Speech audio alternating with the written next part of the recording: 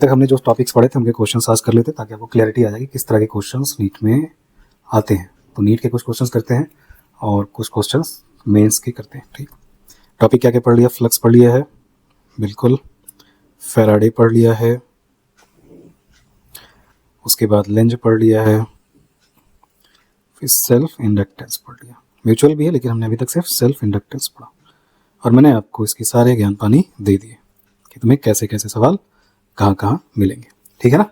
Okay, अब सबसे पहले मैं एक सवाल लेता हूँ। तो पहला सवाल 2022 नीट, देखो क्या पूछा उन्होंने। फ्लक्स का क्वेश्चन था 2022। उन्होंने हमसे कहा है कि मेरे पास एक लूप है जिसकी साइड लेंथ 1 मीटर की है, तो स्क्वायर लूप है, रेजिस्टेंस 1 ओम है, मैग्नेटिक फील्ड 5 टेस्ला। तो एक लूप लिया, साइड लेंथ 1 मीटर की, मैग्नेटिक फील्ड है 0.5 टेस्ला का, और उसके बाद जो प्लेन है वो परपेंडिकुलर टू मैग्नेटिक फील्ड। तो ये प्लेन है तो मैग्नेटिक फील्ड डॉट या क्रॉस में रही होगी बी के परपेंडिकुलर। ठीक है, तो अगर प्लेन बी के परपेंडिकुलर है तो एरिया वेक्टर और बी के बीच एंगल बोलो 0 डिग्री। ये क्या बात है, सोच के देख। ये तुम्हारा प्लेन, ठीक है ना, ये तुम्हारा magnetic field perpendicular, area vector plane के परपेंडिकुलर, तो बी और ए एक डायरेक्शन में 0 डिग्री। फ्लक्स लूप पर बता दो, आ जाओ। फाई बराबर B A cos 0, B 0.5 tesla, area vector 1 का स्क्वायर, कॉस 0 1, फालतू सवाल, 0.5 क्या, वेबर, है ना? बिल्कुल सही बात। तो ओरिएंटेशंस भी देखना जरूरी होता है कि अगर ये तुम्हारा प्लेन है ये, और तुम्हारी मैग्नेटिक फील्ड जो कॉइल के लूप के प्लेन के परपेंडिकुलर है, तो हमने क्या पढ़ा था? Area vector always perpendicular to the plane, तो ए और बी के बीच 0 डिग्री या 180, क्या चूज करोगे? 0 डिग्री मिनिमम एंगल, हो गए, कर लो, तो आ जाता है कभी कभी सवाल। ठीक, नेक्स्ट इज फैराडे। तो बहुत ज़्यादा सवाल नहीं है फ्लक्स निकालने के, ज़्यादातर सवाल कहाँ मिलेंगे तुम्हें? फैराडे में मिलेंगे। ठीक है ना, तो फैराडे के बारे में पढ़ते हैं। फैराडे, अब जो फैराडे के क्वेश्चंस हैं उनको देखते चलते हैं और एक एक सवाल को करते हैं। अब फैराडे में सवाल आया 2022 में, इसका मतलब 2022 में तुम्हारे पास फ्लक्स का भी क्वेश्चन था, फैराडे का भी था। फैराडे ने क्या बोला? एक सर्कुलर डिस्क है 1000 टर्न की, तो एन की वैल्यू कितनी है? 1000 टर्न, ठीक है ना।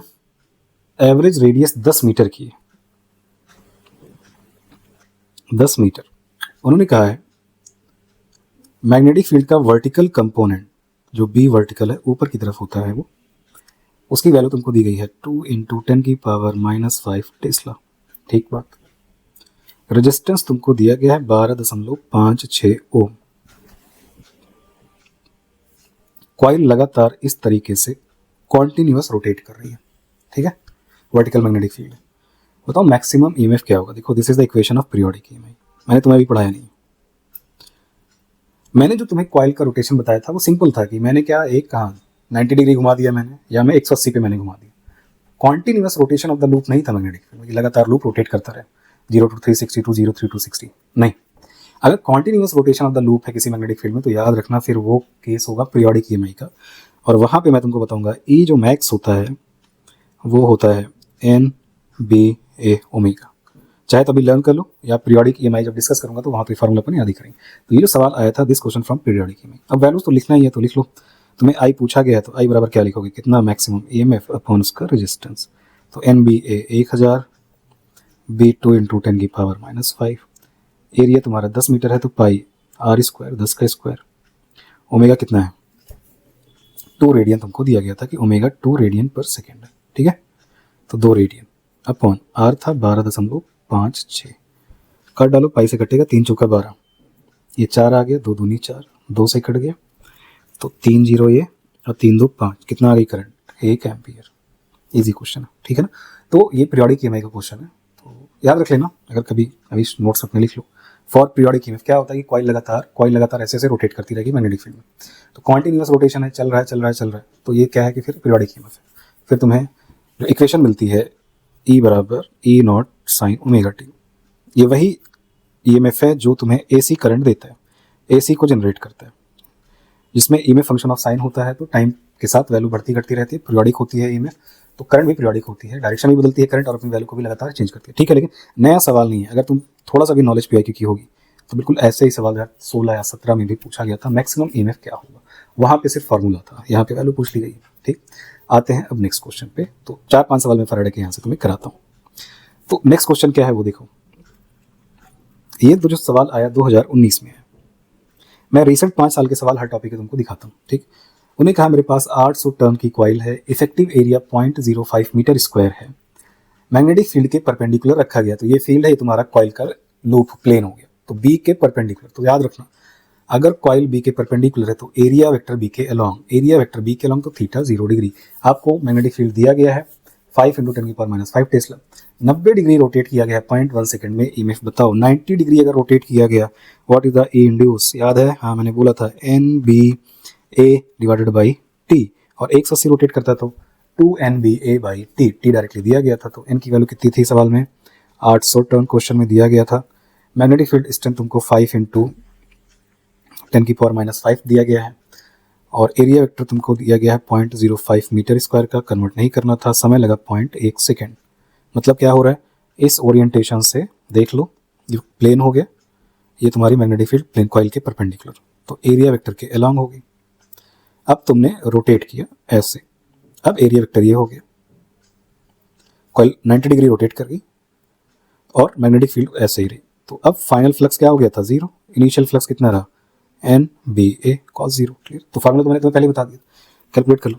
तो मेरे ख्याल से 2 0 से -3 गया, तो मैं 800 से 5 कर देता हूँ और पॉइंट हटा देता हूँ, तो 1 0 और। तो देखो यहाँ 8 बना दिया, इसको 5 कर दिया, इसको भी 5 कर दिया। ठीक, तो ये 2 0 इसमें सम × 10⁻⁻6 ऊपर गया, मानी -4, -4, 50 25 25 8 200 10⁻⁻4 कितना आ गया, 2 × 10⁻⁻2 वोल्ट।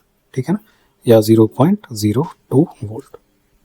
आगे अगर इसी सवाल में 180 डिग्री बोल देता तुमसे तो 180 का काम करते, फिर 2 NBA कर लेते।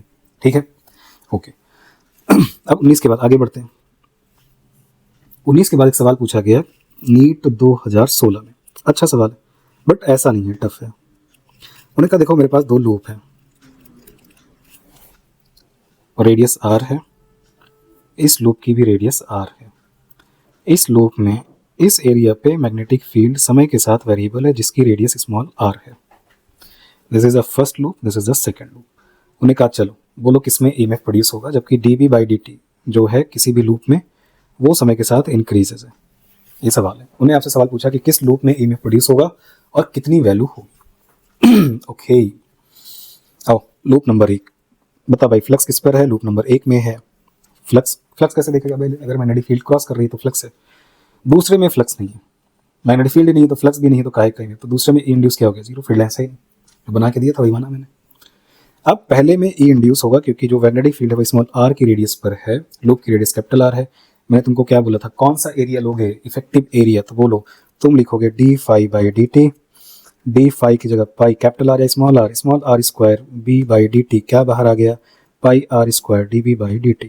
ये तुम्हारे फ्लक्स की वैल्यू, ईएमएफ की वैल्यू, आगे क्या लग गया माइनस, लेंज के अकॉर्डिंग, और फाइनली हमारा आंसर। तो पहले कॉइल में इतना ईएमएफ इंड्यूस होगा, दूसरे में इंड्यूस ईएमएफ क्या रहेगा, 0। ठीक है ना, तो इसीलिए मैंने वो सारी बातें डिस्कस की थी क्योंकि मुझे तो पता था ना कि इस तरह के क्वेश्चंस आए हुए हैं, मेंस में भी सवाल मिलेंगे तुमको, तो तुम्हें पता होना चाहिए कि किस फ्रेम में तुम्हें कैसा काम करना है। आसान है, कर लो। तो ऐसे ऐसे सवाल आए हैं। 5 फंक्शन ऑफ टाइम हो जाए क्या करोगे, डिफरेंशिएट कर दो। जैसे एक सवाल और करा देता हूँ फैराडे से। उन्हें कहा देखो उन्होंने कहा एक कोई फ्लक्स है किसी जगह किसी लूप में और फाई की वैल्यू है 50t² + 4 इतना वेबर। आप इंड्यूस ईएमएफ बता दो 2 सेकंड के बाद at t = 2 second. What is induce EMF, -d∅/dt। Differentiate कर लो 50t² का 100t + 0 -100 × 2 -200 वोल्ट। अब सवाल यह है ऑप्शन क्या होगा, -200 वोल्ट या 200 वोल्ट। तो बोल भाई ईएमएफ के आंसर क्या होगा, तो वैल्यू प्लस माइनस में तो माइनस लगाएंगे वरना 200 वोल्ट का मैग्नीट्यूड टिक कर देंगे। उन्होंने कहा अगर रेजिस्टेंस 400 ओम का होता आप कितनी इंड्यूस करंट होती कॉइल में, तो V/R 200/400 कितना आ गया 0.5 एम्पियर। तो अगर ईएमएफ पूछा ईएमएफ पर रुक जाओ, अगर रेजिस्टेंस दे दिया गया है पूछा नहीं तो करंट बता तो V/R कर देना, कर लोगे। ये है तुम्हारी सवाल। ठीक है ना। चलिए, तो ये फैराडे के क्वेश्चन हो गए, आसान है, तुम पढ़ लोगे तो तुम्हारे को क्लियरिटी आ जाएगी। ऐसा नहीं है टफ पड़ेगा, इजी होगा। जो फ्रेम सेट किया है अपन ने उसी फ्रेम पे रहना तो हो जाएगा, काम हो जाएगा अपना। ठीक, अब एक नोट लगाता हूँ मैं, ये क्यों ज़रूरत पड़ी है मुझे, क्योंकि मैंने देखा कि इसकी ज़रूरत इसलिए है क्योंकि कभी कभी मैं कुछ चीज़ें आपको क्वेश्चन कराते वक्त डिस्कस कर दिया करूँगा, आप वैसे ही रिवाइज कर लेना। देखो, मान लेते हैं मेरे पास एक मैग्नेटिक फील्ड यूनिफॉर्म की हो, किसी रीजन में हो यूनिफॉर्म मैग्नेटिक फील्ड, ठीक है, ओके।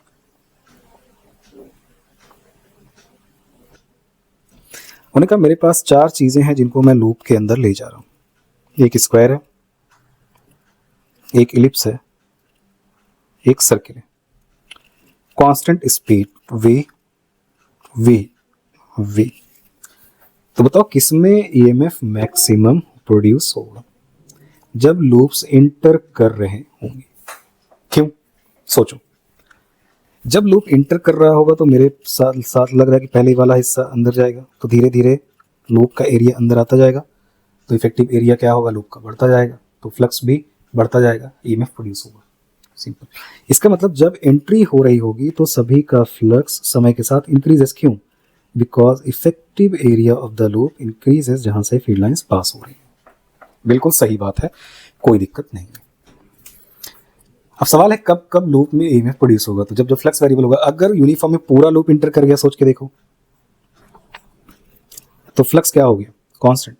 इसका मतलब अगर कंप्लीटली इंटर कर गया है मैग्नेटिक फील्ड में तब फ्लक्स नॉन जीरो होगा, लेकिन कांस्टेंट होगा, बी नहीं बदल रहा, लूप का एरिया नहीं बदल रहा, इंड्यूस ईएमएफ जीरो। इसका मतलब है जब एंटर हो रहे होंगे या एग्जिट कर रहे होंगे तभी ईएमएफ इंड्यूस होगा। ओके, सही बात, नोट लगा के लिख लेना यार। अब सवाल ये है ई मैक्स किस में होगा, सवाल तो यही था ना। देखो, एरिया में जितना ज्यादा चेंज आए पर सेकेंड कि किसका इफेक्टिव एरिया सबसे ज्यादा तेजी से बढ़ रहा है, उसी में ईएमएफ सबसे ज्यादा होगा। और मैं बताऊं सर्किल में, मैं तुमको बताऊं सर्किल में इफेक्टिव एरिया सबसे ज़्यादा चेंज होता है, फिर इलिप्स का चेंज होता है, और इफेक्टिव एरिया फिर किसका होता है, स्क्वायर का होता है। ये चेंज होता है। अगर तुम्हारा स्पीड कांस्टेंट है तो सर्किल का इफेक्टिव एरिया लगातार बढ़ता है वेरिएबल रेट से, और वेरिएशन इंक्रीज करती है, मतलब इफेक्टिव एरिया लगातार इंक्रीज हो रहा होगा पर सेकंड, कांस्टेंट इंक्रीमेंट नहीं होगा, इंक्रीमेंट इंक्रीज कर रहा होगा। मतलब पहले सेकंड में अगर एरिया बढ़ा तो दूसरे सेकंड में उससे ज़्यादा बढ़ेगा, तीसरे सेकंड में उससे ज़्यादा बढ़ेगा।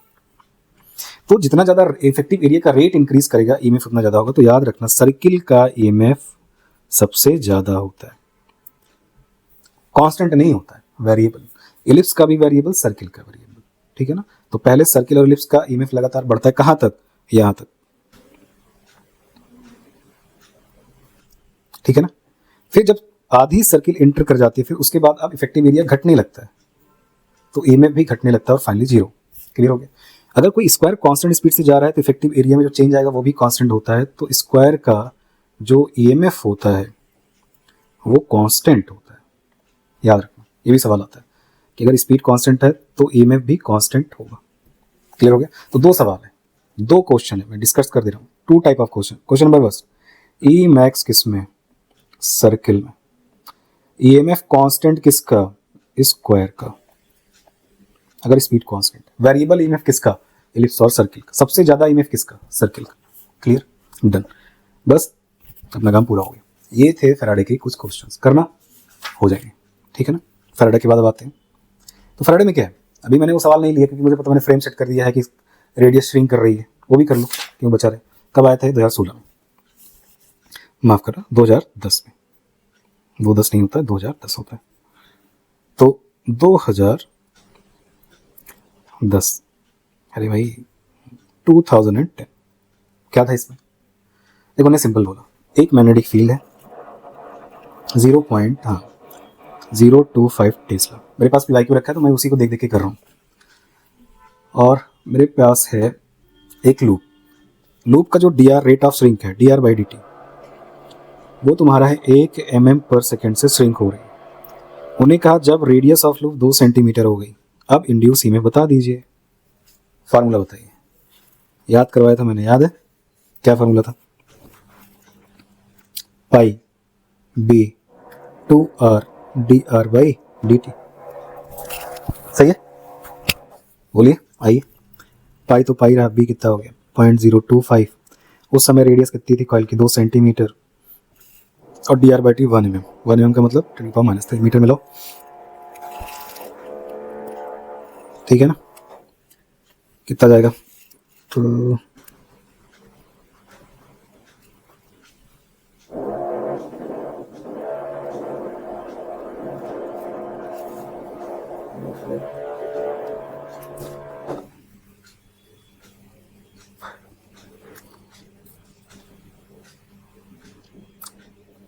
आइए देख लेते हैं दोस्त, कोई दिक्कत नहीं। तो मल्टीप्लाई करो,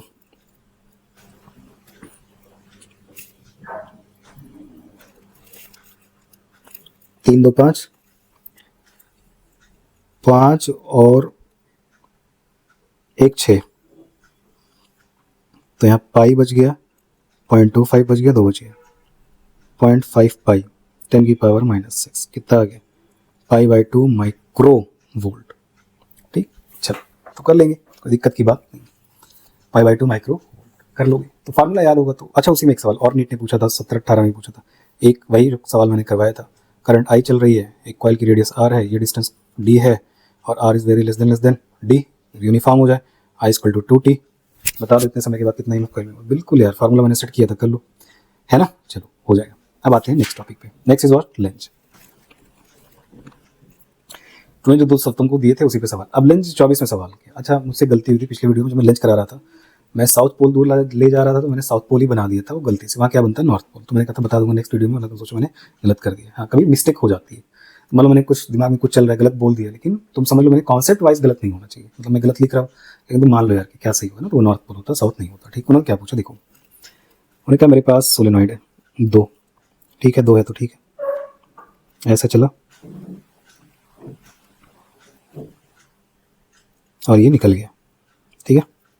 करंट ऐसे आई ऐसे गई, इसको ए बोला, इसको बी बोला, फिर एक बार मैंने ले लिया नॉर्थ पोल साउथ पोल, फिर एक सोलेनॉइड ले ली, ऐसे लपेटा है,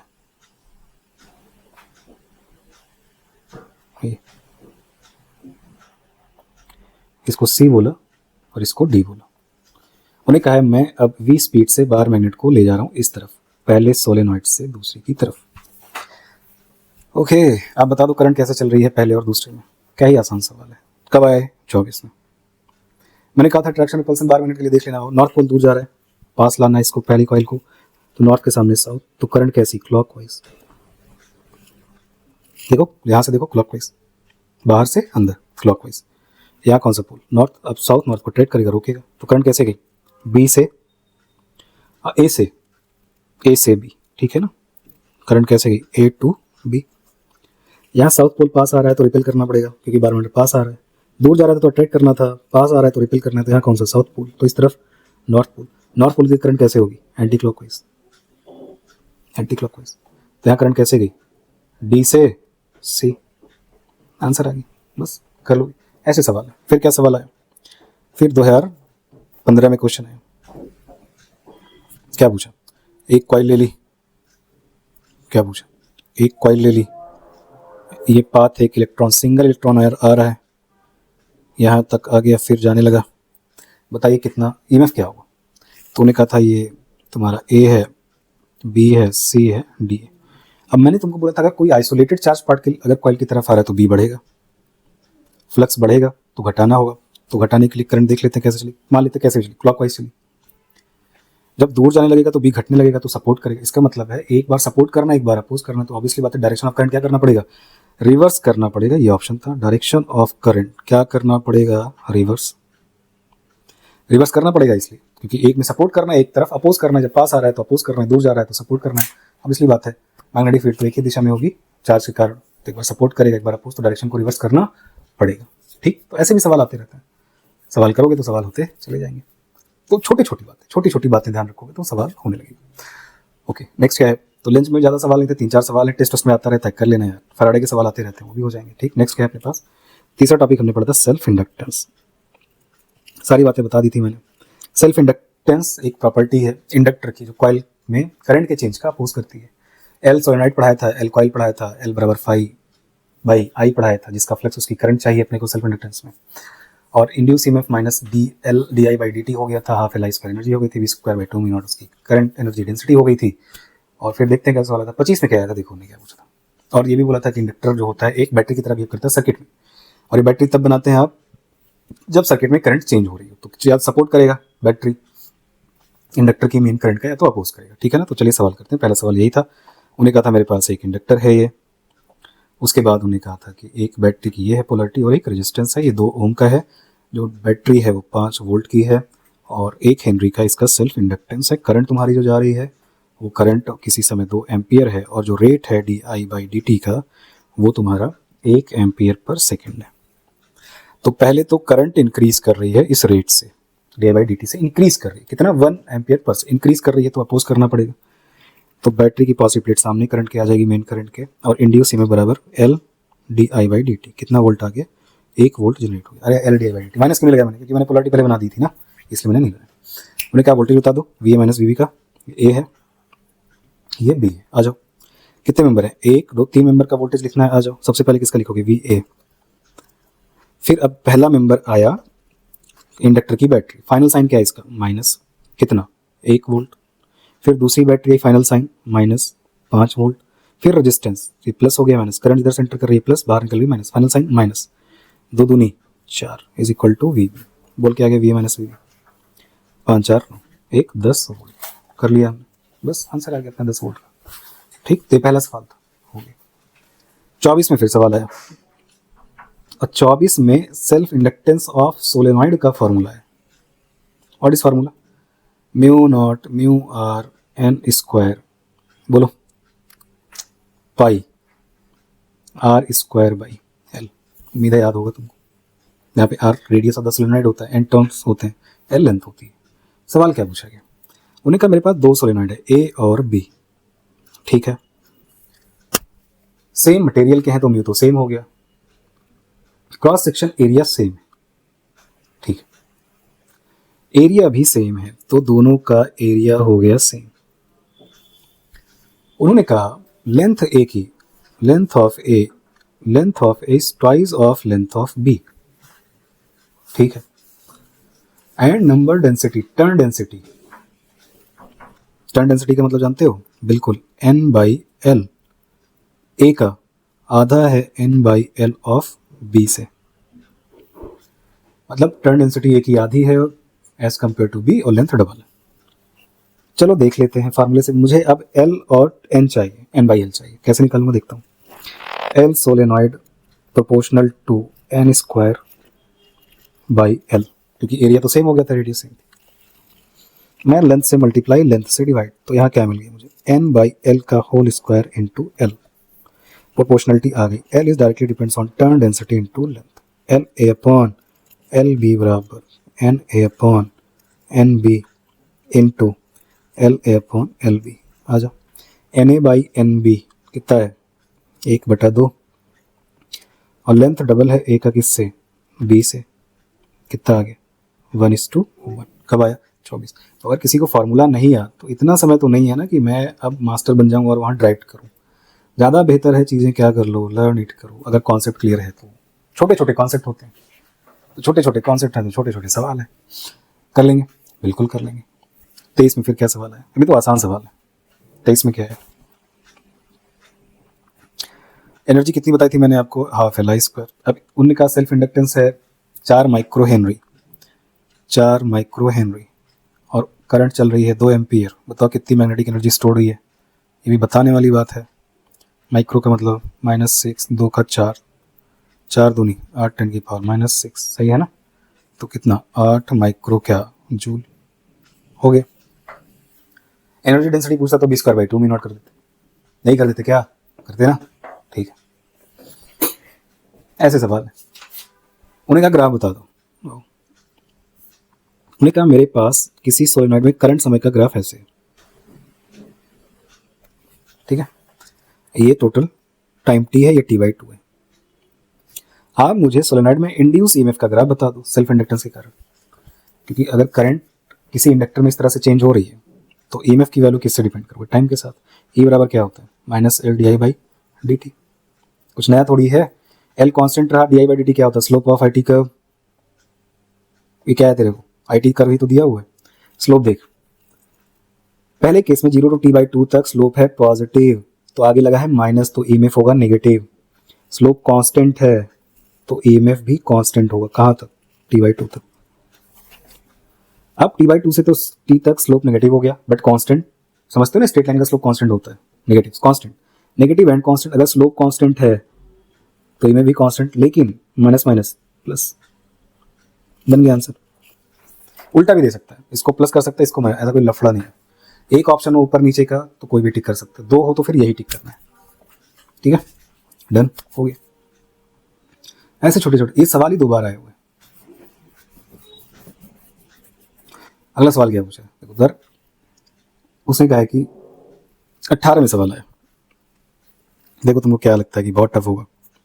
उन्हें 18वें सवाल पूछा है, मेरे पास मैग्नेटिक एनर्जी जो स्टोर्ड है वो मैग्नेटिक एनर्जी 25 मिली जूल है। करंट जो इंडक्टर में चल रही है वो 60 मिली एम्पियर दौड़ रही है। एल बता दे। आ जा भाई।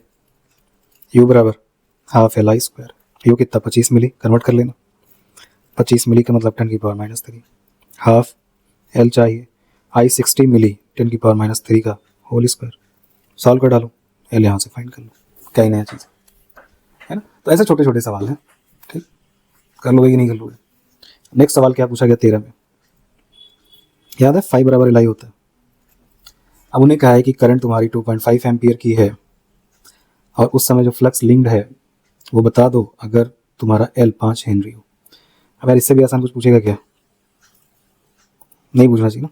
5 गुणा 2.5 12.5 क्या वेबर हो गया। कर लोगे? तो ऐसे ऐसे छोटे छोटे क्वेश्चन मैं कराता जाऊँ, देखोगे तो हो जाएगा। फिर इसी पे 2008 में सवाल आया, 2006 में क्वेश्चन आया, कर लो हो जाएंगे, ठीक ना। तो ये तुम्हारे टॉपिक के सवाल हो गए। तो कई बार सर्किट का क्वेश्चन आ जाएगा, कई बार E minus D by D T, slope की बात कर लेगा, कर्व दे देगा इतना, तो फिजिक्स अपने को आती है। आईटी का कर दे तो स्लोप ही तो ईएमएफ डिसाइड करेगा ना, तो कर लिया अपन ने, क्या दिक्कत है बोलो। ये सारे काम अपने हो जाएंगे, कोई दिक्कत है? बिल्कुल भी नहीं। नेक्स्ट आते हैं। तो ये सारे सवाल मैंने 4-5 क्वेश्चन करवा दिए। ये तुम्हारे नीट पीवाईक्यू के हैं। मेंस तुम करना, क्योंकि मेरे पास इतना टाइम नहीं होता कि मैं मेंस करूँ। मेंस में ज़्यादा क्वेश्चन होते हैं, लेकिन क्वेश्चन ज़्यादा है। लेकिन अपने अपने हिसाब से जो हमारे काम के वो सवाल छाटते चलोगे तो तुम्हें बिल्कुल नीट के जैसा ही जो टॉपिक वाइज क्वेश्चन है वही दिखेंगे तुमको। ठीक, चलिए तो अब नेक्स्ट बढ़ते हैं और अपन नेक्स्ट पढ़ते हैं म्यूचुअल इंडक्शन। ठीक है, अपना नेक्स्ट टॉपिक है म्यूचुअल इंडक्टेंस। क्या फर्क है दोनों में? सेल्फ और म्यूचुअल में क्या फर्क है? देखो दोनों में ही ईएमएफ प्रोड्यूस होता है, ठीक है ना, दोनों में। बस फर्क क्या है, सेल्फ इंडक्शन में अपनी करंट चेंज के कारण अपने ऊपर ईएमएफ प्रोड्यूस होता है। म्यूचुअल इंडक्शन में दूसरे की करंट चेंज के कारण एक्सपीरियंस होता है ईएमएफ। मतलब मैं हूँ कोई कॉइल, अब किसी और में करंट चेंज होगी तो मैं उसको देख के अपने में ईएमएफ प्रोड्यूस करूँगा। कैसे? देखो मान लेते हैं मेरे पास 2 कॉइल्स हैं, ठीक है ना। मैंने कहा इसमें करंट आई आ रही है, तुम क्या कहोगे? ठीक है, ये क्या प्रोड्यूस कर रहा है? फिर ये प्रोड्यूस कर रहा है मैग्नेटिक फील्ड। ये बी का सोर्स है, इसी का बी जब जनरेट होगा तो ऐसे लीक करेगा। किस में? पहली कॉइल में। This is the first coil and this is second coil. This is I2। Okay, सोच के देखो, अगर मैं I2 को टाइम के साथ वेरिएबल कर दूं, मतलब करंट समय के साथ वेरिएबल हो जाए, तब तुम कहोगे इसके द्वारा मैग्नेटिक फील्ड जो प्रोड्यूस की गई वो भी वेरिएबल हो गई। अगर ये सोलेनॉइड है तो मान लेते हैं सोलेनॉइड है, तो अगर करंट बढ़ रही होगी तो मैग्नेटिक फील्ड भी बढ़ेगी, तो इस पर जो फ्लक्स की वैल्यू है φ1 वो भी इंक्रीज करेगी। अब पहली दूसरी में करंट चेंज के कारण पहले में फ्लक्स चेंज होगा, जिसके कारण पहले में एक ईएमएफ इंड्यूस हो जाएगा, which is directly depends on di2/dt। और इसी इंड्यूस ईएमएफ को कहते हैं म्यूचुअल इंडक्टेंस। मैंने फार्मूला भी बना दी इसमें, क्योंकि पहले में हम फ्लक्स ऑब्जर्व कर रहे हैं, दूसरी में करंट चेंज कर रहे हैं, तो जब दूसरी में हमने करंट चेंज की, पहले में फ्लक्स चेंज हो गया, जिसके कारण पहली में करंट प्रोड्यूस ईएमएफ प्रोड्यूस हो गया। This is called mutual induction. Okay, clear है? ठीक है भाई, समझ में आ गया। फार्मूला क्या होता है? φ1 पहली कॉइल में flux is directly depends on दूसरी कॉइल में करंट। सही बात है, सोच लो, मतलब five directly depends on I, वहाँ पहली कॉइल का फ्लक्स तो पहली कॉइल का करंट, दूसरी कॉइल का फ्लक्स तो दूसरी कॉइल का करंट, मतलब जिसमें फ्लक्स देखोगे उसी करंट देखनी है सेल्फ इंडक्टेंस में। म्यूचुअल में ऐसा नहीं होता है, करंट दूसरे की होगी तो फ्लक्स पहले का होगा, फ्लक्स दूसरे का होगा तो करंट पहले की होगी। तो 5 1 is directly depends on I2, यही बात मैंने तुम्हें यहाँ समझाई। तो 5 1 इज इक्वल टू, प्रोपोर्शनलिटी हटाओ, M I2, जहाँ पे M क्या है, M is called mutual inductance, unit henry, same as self inductance, represented by capital H। तो M बराबर मैं क्या निकाल सकता हूँ, 5 अपॉन, हाँ जी, I2 या 5 अपॉन I1। तो म्यूचुअल में जिसमें फ्लक्स अपॉन करंट दूसरे का, पहले का फ्लक्स दूसरे की करंट, दूसरे का फ्लक्स पहले की करंट, सेल्फ में जिसका फ्लक्स उसी की current, this is called mutual induction. कोई दिक्कत? बिल्कुल नहीं सर, बिल्कुल चकाचक समझ में आ गया। अब सवाल है ये म्यूचुअल इंडक्शन किसका है, पहली कॉइल का, दूसरी कॉइल का, या दोनों का? दोनों का, ये उनके बीच का है। तो म्यूचुअल इंडक्शन किसी एक का नहीं होता है, दोनों का होता है। म्यूचुअल इंडक्शन का एक्चुअल मतलब क्या होता है मैं ये बताता हूँ, एक्चुअल मीनिंग क्या होती है। दूसरी के द्वारा प्रोड्यूस मैग्नेटिक फील्ड की कितनी लाइंस पहली पर पहुंच रही, जितना ज्यादा फील्ड लाइंस पहुंचेगी म्यूचुअल इंडक्शन भी उतना ज्यादा हो। ठीक है, सिंपल। जितना ज्यादा असर हो एक का दूसरे पर, तो असर का मतलब क्या होता है, ज्यादा फ्लक्स पहुंचे एक का दूसरे पर।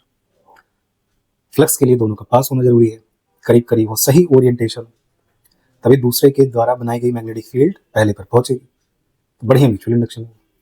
तो असर होता है कि एक का असर दूसरे पर कितना अच्छा हो रहा है। निकालते कैसे, फार्मूला मैंने बना दिया। तो यहाँ पर M निकालना है तो पहली का फ्लक्स दूसरी का करंट लेना है, या दूसरी का फ्लक्स पहली का करंट, किसका होता है, दोनों का है। एक सिस्टम का म्यूचुअल इंडक्शन है दो कॉइल के बीच का। कहीं कोई दिक्कत नहीं होना चाहिए, कहीं कोई दिक्कत नहीं होनी चाहिए। क्लियर हो गया? ठीक है, तो अब मैं इतनी बात से आगे बढ़ता हूँ। तो म्यूचुअल इंडक्शन में पहला फॉर्मूला हमें क्या मिला, the first formula is M is equal to 5 1 by I2 या 5 2 बाई I1। चाहे पहले फॉर्मूले से निकालो चाहे दूसरे से, अगर दो कॉइल्स का सिस्टम बना है तो उनका म्यूचुअल इंडक्शन भी सेम ही आएगा। ओके, जहां पे 5 1 5 2 क्या है, टोटल लिंक्ड फ्लक्स है।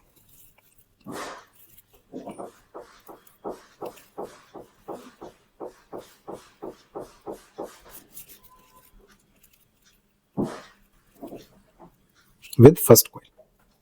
तो ऐसा नहीं कि बोलेगा एक टर्न का फ्लक्स इतना है, 100 टर्न है, बताओ तो तुम खाली एक टर्न का फ्लक्स लेकर के सॉल्व करो, तो तुम्हें नंबर ऑफ टर्न से मल्टीप्लाई करना पड़ेगा। तो जैसे सवाल वहां समझा था, अगर टोटल फ्लक्स है तो टोटल की वैल्यू लिख लेना, एक टर्न का दिया हो n टर्न से मल्टीप्लाई कर लेना, फिर रख लेना म्यूचुअल इंडक्शन।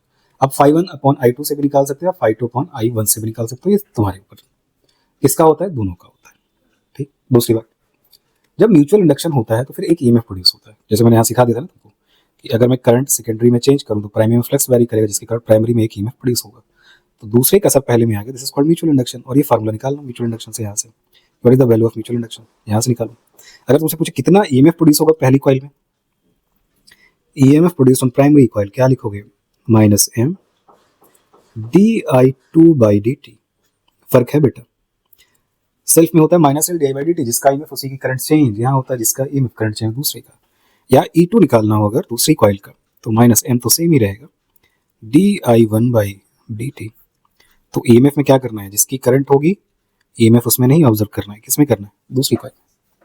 तो प्राइमरी में EMF निकालना है तो सेकेंडरी का वेरिएशन चाहिए, सेकेंडरी में EMF निकालना है तो प्राइमरी का वेरिएशन चाहिए। क्लियर हो गया? अभी तक अपन ने दो फॉर्मूले डिस्कस किए।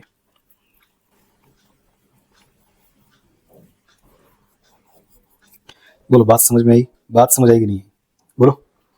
ये अब तुम ऐसे करो ना, तुम करो देखो, है ना, जब तुम करोगे तो तुम्हें लगेगा कि हाँ ये आसान है और तुम्हारा काम हो जाएगा। पता नहीं क्या आसान होता है क्या टफ होता है, बस तुम्हारा काम होना चाहिए, सही सही तरीके से तुम्हें मालूम होना चाहिए कि किस जगह से कैसे क्वेश्चन आ रहे होते हैं, बाकी क्या कर रहा है दुनिया मुझे उससे मतलब नहीं।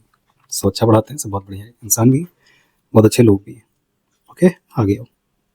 मैं जितना जानता हूँ मैं तुमको डिलीवर करके दे रहा हूँ टॉपिक टू टॉपिक। कुछ लोग मुझे फ़ोन करते हैं, मैं बात नहीं कर पाता, उसके लिए सॉरी, मतलब बिजी रहता हूँ, मैं ज़रूर बात करूँगा। आप मुझे मैसेज किया करो, मैं सारी बातें करूँगा। ठीक, चलिए। और मेहनत करते रहिए, मेहनत से मत हारिए, क्योंकि आप डॉक्टर बन जाएंगे तो बहुत अच्छी बात होगी। ठीक, तो डॉक्टर बनिए, मेहनत करके पढ़िए, एम्स में जाइए।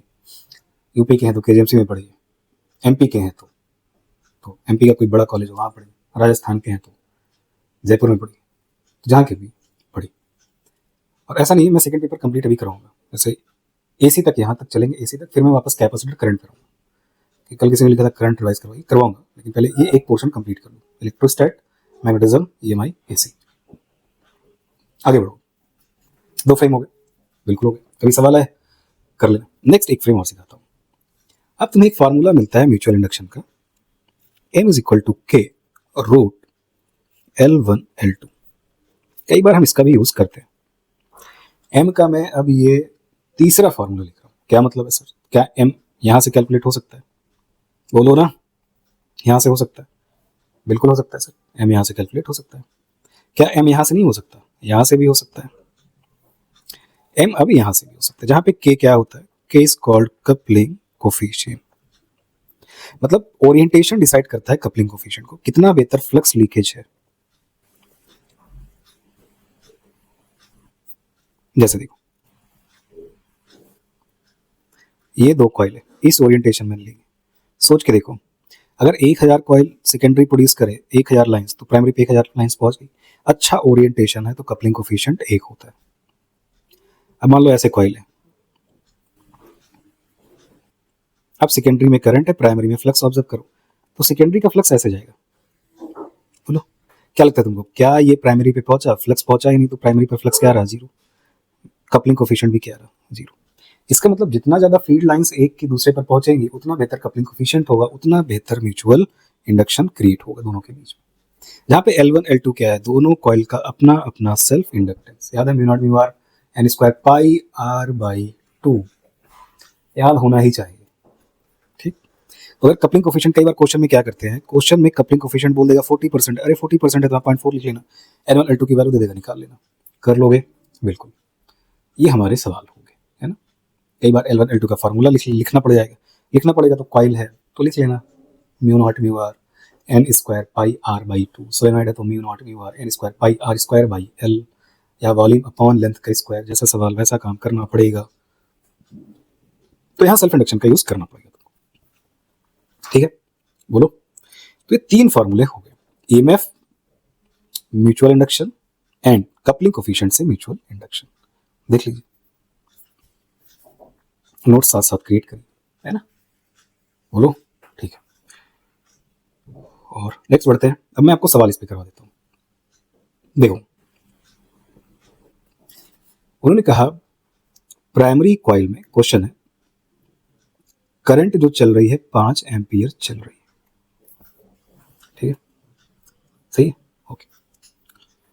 उन्होंने कहा सेकेंडरी कॉइल में जो फ्लक्स की वैल्यू आई वो 10 वेबर की आई, म्यूचुअल इंडक्शन बता दो। ठीक है, बता देते, क्या लिखेंगे, फाई 2 अपॉन आई 1। फाई 2 कितना, 10 वेबर, आई 1 5, कितना आ गया, 2 हेनरी।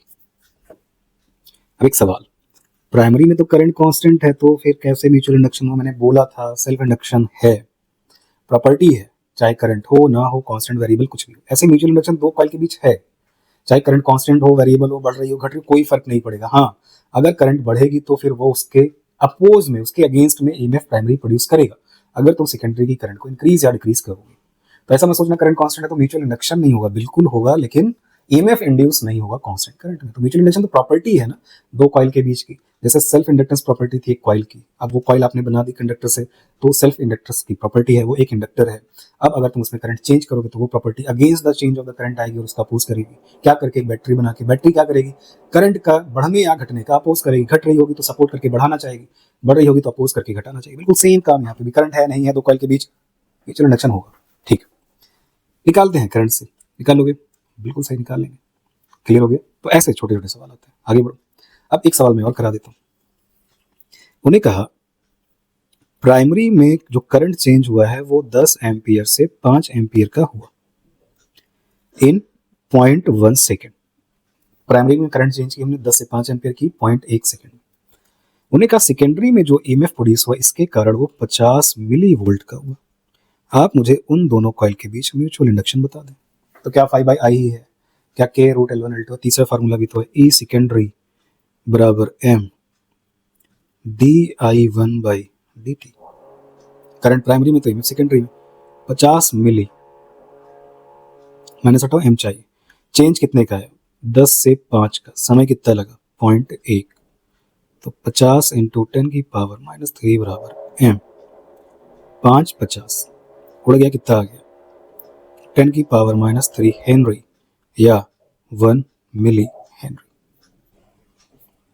कर ली? बोलो सही है? कर लोगे? नेक्स्ट एक क्वेश्चन और था, ये मेंस का सवाल था। क्या था मेंस का सवाल? उन्होंने कहा प्राइमरी में करंट है I1 is equal to 2 sin 100 pi T. Mutual induction दोनों कॉइल के बीच 1 मिली हेनरी का है। E2 बता दो। क्या ही दम है क्वेश्चन, तुम खुद सोचो क्या दम है सवाल में। सवाल में कुछ है? अच्छा जी, आपने E2 पूछा है, चलो E2 में बता देता हूँ। कैसे बता दूंगा? देखो, मैं लिखूंगा E2 is equal to MDI1/dt। 1 मिली का मतलब 10 की पावर -3। अब मुझे करंट को डिफरेंशिएट करना है टाइम के फंक्शन में। क्या करते हैं? दो कांस्टेंट है, टी के साथ 100 पाई बाहर आ जाता है, साइन कॉस में कन्वर्ट होता है 100 पाई टी। ओके, बिल्कुल सही बात। अब उसने कहा था कि आप E2 की मैक्सिमम वैल्यू बता दो, तो मैंने क्या किया? कॉस थीटा की वैल्यू 1 कर दी। कितना आ गया? 2 इंटू 10 की पावर -3 इंटू 100 पाई। मेरे ख्याल से 0.2 पाई आया कि नहीं? 0.2 पाई। वैल्यू सॉल्व कर लो, आंसर आ जाएगा पाई की वैल्यू पुट करके। तो इस तरीके से क्वेश्चन करना है। कर लोगे? बिल्कुल। तो कितना आ गया? 0.2 पाई की वैल्यू कितनी होती है? 3.14। तो 6.28 आता है, तो 0.628। अरे मल्टीप्लाई कर लेना ना, पॉइंट सही हो जाए भाई। 0.628 क्या वोल्ट, आंसर आ गया। तो ऐसे क्वेश्चन करने, तो फ्रेम क्लियर रखोगे दिमाग में तो फ्रेम सेट होगा, तो सवाल भी बहुत आसानी से निकालने लग जाओगे, है ना। तो ये म्यूचुअल इंडक्शन के 3 फार्मूले हो गए, 3 अप्लाई करो। देखो अब मैं तुमको एक सवाल का तरीका बताता हूँ। हमसे एक सवाल पूछता है, बहुत बार टेस्ट में तुम देखोगे, तुम फुल सिलेबस टेस्ट लोगे तो वहाँ पे सवाल आते रहेंगे, और अगर तुम नीट में भी सवाल आया हुआ है, मेंस में भी क्वेश्चन आया हुआ है, सवाल क्या है? वो कहेगा मेरे पास 2 कॉइल है, बहुत ध्यान से सुनना। एक की रेडियस स्मॉल आर है, एक की कैपिटल आर है, और ये माना जाता है small R very less than capital R, तभी हमारा कॉन्सेप्ट काम करता है। तो वो कहता है कि मान लेते हैं 2 कॉइल है, इसमें एक में मैंने मान ली करंट आई है, तो बता दो दोनों कॉइल्स के बीच कितना म्यूचुअल इंडक्शन का वैल्यू होगा। तो तुम कहोगे म्यूचुअल इंडक्शन बराबर 5/I। तो सुनो, 5 किसका? पहले का, छोटे वाले का, क्योंकि करंट किसमें? बड़े वाले में। 5 छोटा, करंट बड़ा। 5 छोटा, देखो N छोटा, B बड़ा, A छोटा, क्योंकि छोटे का फ्लक्स है तो N छोटी बड़ी, अपॉन करंट बड़ी का N B बड़ी, म्यू नॉट I अपॉन, हाँ जी, 2R, एरिया छोटी, पाई R स्क्वायर। जो भी बना प्रोपोर्शनलिटी क्या आई? Small r square upon capital R। यही वो सवाल है।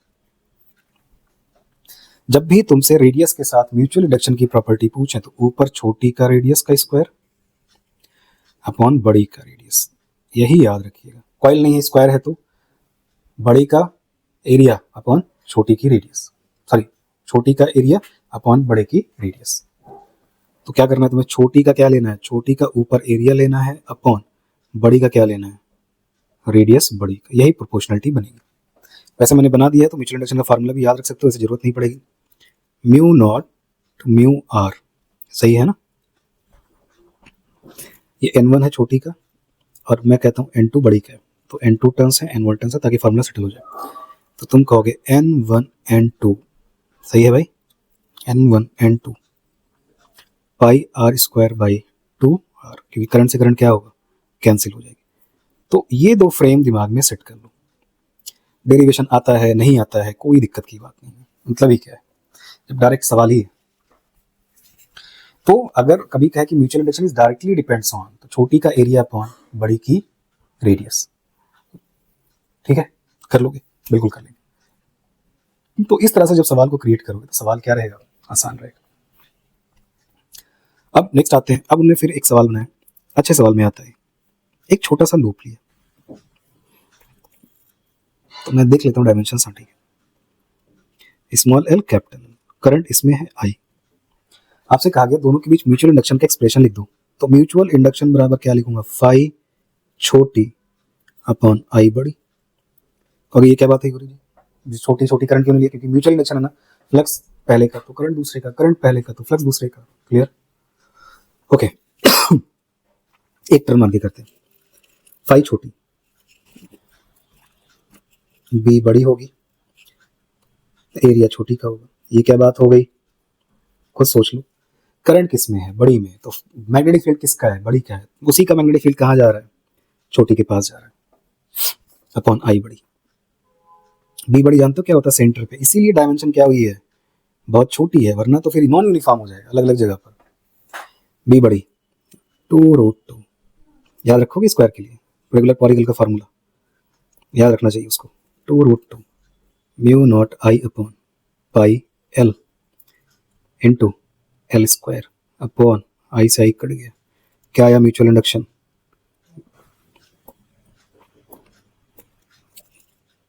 2√2 mu naught L square upon pi L. चाहे तो ड्राइव कर लेना, चाहे तो याद कर लेना।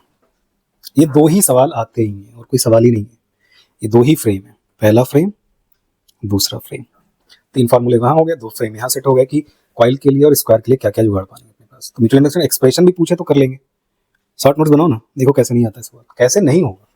आप गलत बोलते हो कि सवाल आपको नहीं आ रहा, आपने याद नहीं रखा उसको जैसे याद रखना चाहिए था। This is mutual induction. अब म्यूचुअल इंडक्शन के भी सवाल बिल्कुल सेम है, सेल्फ इंडक्शन है, कई बार एम पूछेगा, कई बार इंड्यूस ई में पूछेगा, उस फर्क देख लेना कि di1/dt करना है या di2/dt करना है। तो इवन में पहले कॉइल में पूछे तो दूसरी का करंट चेंज लेना, दूसरे में पूछे तो पहले का करंट चेंज लेना, एम निकालना है तो पहले का फ्लक्स दूसरे की करंट, दूसरे का फ्लक्स पहले का, उल्टा पुल्टा कर सकते हो, ठीक। अब बेटा जाके सवाल करो, सवाल बन जाएंगे, है ना। तो ये हमारे हो गए टॉपिक, क्या हो गया, फ्लक्स हो गया, फैराडे, लेंज, सेल्फ, म्यूचुअल। तो इतना काम कर लेना, यहाँ से सारे सवाल जो तुम देखोगे बनते चले जाएंगे, है ना। मैंने सबको डिस्कस कर दिया जो कुछ था, ठीक है। चलो, तो आज क्वेश्चन भी करवा दिए हैं मैंने उसके, जितना पहले पढ़ाया था, ताकि आपको कोई दिक्कत ना आए। इसमें अपन ने सब ले लिया था, मैंने कोशिश की थी कि जो भी कुछ इंपॉर्टेंट है वो सब मैं आपको बता दूं ताकि आपको दिक्कत ना आए, ठीक है ना। चलिए अब आगे बढ़ेंगे, अब अपन मोशनल ईएमएफ के बारे में बात करेंगे कि मोशनल ईएमएफ क्या होता है, कैसे कैसे सवाल आते हैं। तो इतना फॉर्म कर लेना, मैंने सारा जुगाड़ पानी तुमको दे दिया है, एक बार रिवाइज करके फिर क्वेश्चंस पीवाईक्यू के करना, पीवाईक्यू आपके लिए इंपॉर्टेंट है। मैं आपको तैयारी का थोड़ा सा तरीका भी बता दूं। अच्छा, मैं नेक्स्ट वीडियो में तैयारी की 4 महीने आपको कैसे पढ़ना चाहिए बताऊंगा, ठीक है ना।